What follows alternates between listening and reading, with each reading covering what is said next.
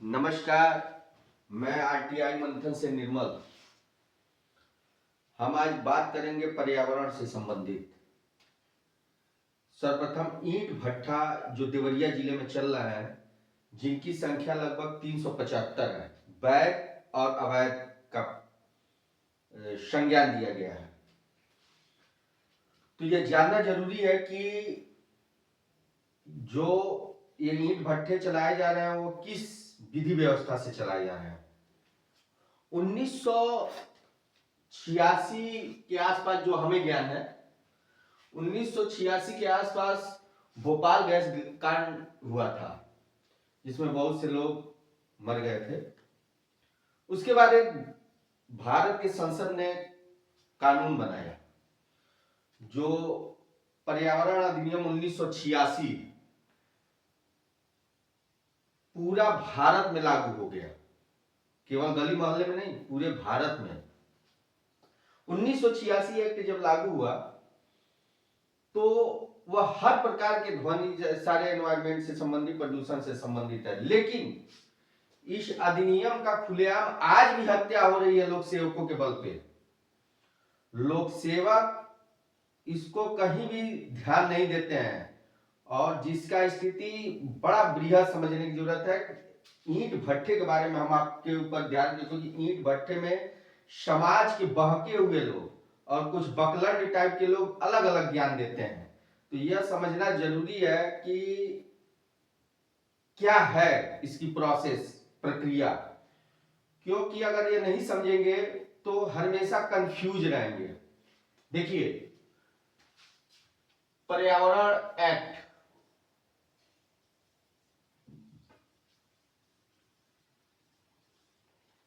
1986, जब आप बात करेंगे चाहे उत्तर प्रदेश प्रदूषण कंट्रोल, चाहे जिला पंचायत, चाहे जिला खनन उद्यान विभाग और नगर पालिका, मतलब जो भी बात करेंगे, तो एक बहुत बड़ी बीमारी ये लोग छोड़ते हैं कि अरे वो 2012 से पूर्व का स्थापित ईंट भट्ठा है, मतलब 2012 से पूर्व का पल है और वर्तमान समय में 2012 नियम काम कर रहा है, मतलब गाइडलाइन उत्तर प्रदेश की। तो 2012 से पहले जिला पंचायत की एक दिशा निर्देश जारी हुआ था, जो अपने देवरिया में 1962 या 65 के बीच है, कागज है, हमारे साइट पे सारा मिलेगा आरटीआई मंत्र पे।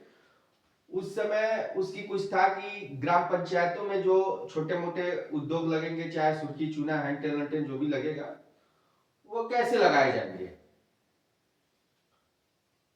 तो उसके लिए गाइडलाइन और एक फीस तय किया गया था, जो मंडल आयुक्त महोदय के द्वारा अंगीकृत किया गया था। फिर 2012 में एक अधिसूचना राज्य सरकार की तरफ से ईंट भट्ठा स्थापना मापदंड बनाया गया। यह ध्यान दीजिए कि ईंट भट्ठा स्थापना मतलब जिस दिन फैक्ट्री लगेगी, लगानी है, उस दिन का यह प्रोसेस चल रहा है। इसमें स्थापना के बाद संचालन था, पूरी सारी कागजात है। तो 1986 एनवायरमेंट एक्ट है, यह महत्वपूर्ण है। जैसे संविधान में जो व्यवस्था बनी हुई है, उस व्यवस्था का टेक ओवर भारत का कोई कानून जल्दी टेक ओवर नहीं कर सकता है। मतलब जो हम जान रहे हैं उसको कानून से नहीं बदला जा सकता है। संसद में थोड़ा बहुत संशोधन हो सकता है या जो हो सकता हो, मतलब जो हमारी जानकारी है। उसी प्रकार एक्ट जो 1986 बना हुआ है, उसे किसी गाइडलाइन, दिशा निर्देश, नियम, उपनियम, धारा, उपधारा बना के उसका टेक ओवर नहीं कर सकता है। अब यहाँ पे जो कहते हैं लोग कि भैया ये जो ईंट भट्ठा है यह 1995 का स्थापित है। 1985 हो, चाहे 2012 हो, चाहे 2008 हो, वह स्थापना का मापदंड तय किया गया है कि फला चीज होना चाहिए, बागवानी नहीं होना चाहिए, अस्पताल नहीं होनी चाहिए, पास में प्राइमरी स्कूल नहीं होनी चाहिए, पीडब्ल्यूडी की सड़कें नहीं होनी चाहिए, रेलवे ट्रैक 2 ईंट भट्ठे आसपास नहीं होने चाहिए। वह स्थापना के समय है। लेकिन 1986 एनवायरमेंट एक्ट सबको टेक ओवर कर देता है। यह कुछ सुना नहीं जाना है, उच्च न्यायालय भी नहीं सुनेगा और माननीय एनजीटी न्यायालय भी नहीं सुनेगा। बहुत रेयर केस में नजीर के तौर पे अगर दे दिया गया तो दे दिया गया, उसका कोई बहुत महत्व नहीं है। यहां 1986 एनवायरमेंट एक्ट देखा जाना है। हमारे प्रदूषण विभाग वाले जो कंसेंट आजकल बना रहे हैं लगातार, इधर जैसे क्षेत्रीय अधिकारी अजीत कुमार सुमन जी हैं, अयोध्या प्रसाद जी हैं, रजनीश जी हैं, खूब उल्टा सीधा कंसेंट बन रहा है। जो ईंट भट्टे 19 में भी आए उनको भी झमाझम कंसेंट थमा दिया गया है, उचित लाभ लेकर। माया की नगरी में है, माया नगरी है, लाभ लेते रहते हैं। तो लेकिन उसमें एक गाइडलाइन तय की गई है। जब कंसेंट को आप देखेंगे, हम देंगे आपको कंसेंट, तो उसमें एक दिशा निर्देश और गाइडलाइन तय की गई है। मौके स्थल पे वो गाइडलाइन का पालन होना चाहिए। जैसे कुछ मैं प्रकाश डाल रहा हूं, जिगजैग पद्धत होना चाहिए, हाइड्रा युक्त होना चाहिए, पक्की सड़क होनी चाहिए, ट्रेवलिंग जो ईंट भट्ठा है, 27 मीटर चिमनी की हाइट होनी चाहिए, चारों तरफ ऊंची बाउंड्री वाल होनी चाहिए, मियावानी वन होना चाहिए, हरित पट्टिका होना चाहिए। यह बहुत महत्वपूर्ण चीज है। अगर यह नहीं है तो भी दिक्कत है। और सर्वप्रथम यह देखिए कि 1986 एनवायरमेंट एक्ट का उल्लंघन होता हो तो चाहे अवैध हो, चाहे सहमति प्राप्त ईंट भट्ठा क्यों ना हो, वो बंद होगा, वो रिवोक होगा, रिवोक करना पड़ेगा उनको। जो ये समाज देते हैं, समझा देते हैं लोग कि अरे एक बार सहमति मिल गया तो फिर इसको जल्दी छुए। हाँ, थोड़ा टफ है, क्योंकि सहमति प्राप्त वाले ईंट भट्ठों में जब एनजीटी या न्यायालय में प्रकरण जाएगा तो न्यायालय नेचुरल जस्टिस के आधार पर उसकी भी सुनेगा, प्रैक्टिकल, जहां तक हम जानते हैं। अवैध वाले में केवल जिला अधिकारी और पीसीबी का रिपोर्ट लेके एक तरह से चल देता है। हमने देवरिया जिले के लिए माननीय एनजीटी न्यायालय में 375 ईंट भट्ठा के लिए केस किया है, जो आज 2023 में है। वो है 300 407 है हमारे ख्याल से, या 307 है, हम दे देंगे वो। उसका पालन आज तक जिला अधिकारी महोदय नहीं करा है और ना तो प्रदूषण बोर्ड ने कराया, क्योंकि इससे बहुत बड़ा भ्रष्टाचार खुल जाएगा देवरिया जिले का।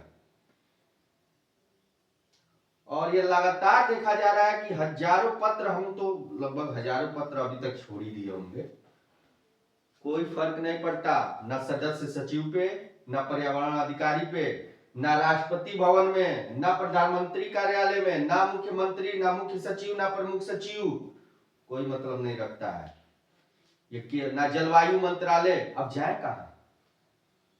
एनजीटी न्यायालय थोड़ा बहुत देख लेता है, थोड़ा इस समय बाबा जी का राज्य है तो कानून को देख लिया जा रहा है। बाबा जी के अगर नहीं रहते तो पुराने वाले जो थे उसी तरह हाकते थे, और अगर कुछ कहने जाइए तो फिर मुकदमा भी झेलना पड़ता था। जैसे अभी हमने जब 2 ईंट भट्ठा बंद करवाया था, मेसर सरस्वती ब्रिकफील्ड और बजरंग इंस्टीट्यूट 2 एनजीटी से आदेश लाए थे, तो हमको, चूंकि ये ईंट भट्ठे वाले बहुत दबंग होते हैं, ये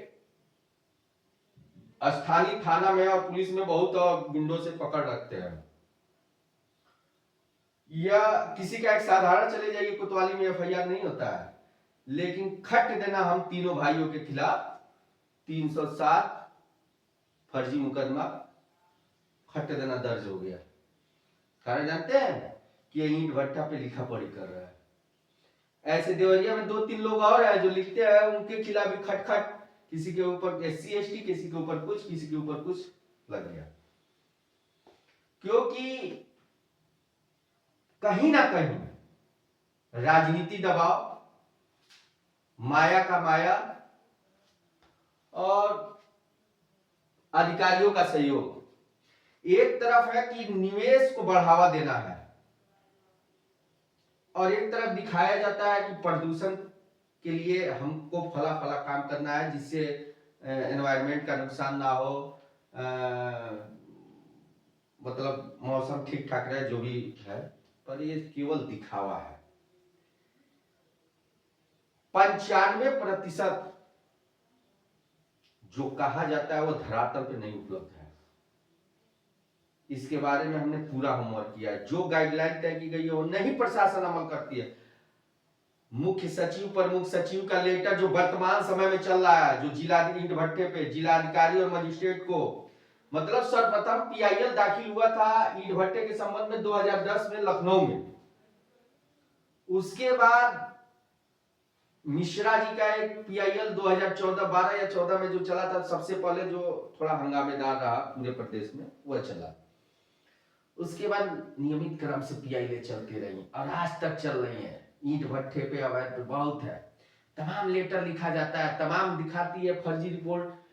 जितनी देख रहे हैं रिपोर्ट लगाते हैं एनजीटी में, प्रदूषण विभाग लगाता है कि इतने भट्टे बंद कर दिए गए। 300 देवरिया में जैसे अभी वर्तमान एक तोमर के केस में 190 बंदी आदेश, करीब 190 बंदी आदेश दिखाया गया है कि बंद है, पर ऐसा नहीं है। एक भी ईंट भट्टा बंद नहीं है। और लिखित में वहां पे रिपोर्ट शपथ पत्र के तहत अभी जो मनोज कुमार सिंह जी सचिव थे, उनके हस्ताक्षर से कलम से गई है। पर्यावरण के बड़े बड़े अधिकारियों के हस्ताक्षर से गई है। मतलब कोई मतलब नहीं है। जानना और जागना जनता को है, क्योंकि एक तरफ निवेश मित्र भी देखा जाता है कि उद्योग हो, धुआं उठता है तो उठता रहे, खुला हुआ है, मेडिकल कॉलेज, इलाज होगा सबका, बढ़ते रहे जिनको बनना है। लेकिन सतर्क रहना जरूरी है। पर्यावरण का हानि बचाना यह जनता को ही करना पड़ेगा। तमाम लेटर वर्तमान समय में इस समय जारी हुआ है, जिसका पालन होते हुए कहीं दिख नहीं रहा है। जो सचिवालय से, लखनऊ से, सब जगह से एनजीटी के आदेश पे पूरे भारत में कि अवैध भट्टों के खिलाफ ये वो फलाना ढिमाका हैंड टेन, कुछ नहीं। मौके स्थल पे एक भी चीज आप नहीं पाएंगे। केवल एक उल्टी थोड़ा बहुत दिखा देगा। प्रदूषण विभाग आता है, चाहिए जाते हैं, लाभ हुआ, रास्ता नापते हैं। मिट्टी खनन में जिला का खनन अधिकारी जितेंद्र शर्मा एकदम भ्रष्टाचार में लेट हुए हैं। इनकी तो लीला ही अपरंपार है। ये ईंट भट्टे को कहते हैं सहमति है, वो क्या कहते हैं, हमें विनिमय शुल्क मिल गया, बस खत्म कहानी, हमको और कुछ देखना ही नहीं है, कोई मतलब नहीं है। जिला पंचायत प्राप्त आरटीआई पेपरों से स्पष्ट किया कि आज तक मैं देवरिया जिले को किसी भी ईंट भट्टे को कर जमा कर लिया है, फायर करने की और फुकाई की अनुमति नहीं दिया हूं। अब प्रश्न यह होता है कि अगर ऐसा हुआ नहीं तो कैसे ईंट भट्टे चल रहे हैं, किसके देखरेख में चल रहा है? स्थानीय थाना कहता है कि वो पर्यावरण देखेगा, प्रदूषण देखेगा, खनन देखेगा। ऐसा नहीं है। एनजीटी ने साफ एक आदेश में कहा है कि जिला मजिस्ट्रेट और पुलिस अधीक्षक तमाम रिपोर्ट लगी है, आईवीएस सर्कुलर है, लेटरें हैं, जिसमें जवाबदेही जिलाधिकारी की भी तय हुई है, समस्त पुलिस अधिकारी, कमिश्नरेट, पुलिस महानिदेशक और पुलिस महानिदेशक। लेकिन माया के लाभ में सब चल जाता है। इसी तरह राजकाज चलता है और इसी तरह चलेगा। अब सवाल होता है कि आखिर इस पे होमवर्क कैसे किया जाए, बंद कैसे करवाया जाए ईंट भट्टे? तो बहुत सिंपल है। माननीय एनजीटी न्यायालय को समय समय पे आपको कुछ कागजात हैं, जिसको कुछ ही समय बाद, मतलब आज या कल वीडियो पे लोड करेंगे, वीडियो बड़ी ना हो, उसको आप देखिए कि एनजीटी न्यायालय में शिकायत कैसे करें, पहले शिकायत कहां करें और फिर कहां जाए, और एनजीटी न्यायालय को कैसे बताएं। और जो भी चीज जानना हो आप हमारे ये निर्मल त्रिपाठी आरटीआई मंथन जो फेसबुक है वहां पे देखें, पर्यावरण भ्रष्टाचार नंबर है, सारा चीज देखें और उस पर जो भी आपका हो, हमारे YouTube चैनल RTI मंथन को जरूर देखें, क्योंकि उस पर तमाम चीजें अब आने वाली हैं और जो आपके लिए आगे कानूनी व्यवस्था में मदद करेगा। और आपको सजग रहने की जरूरत है कानून के प्रति।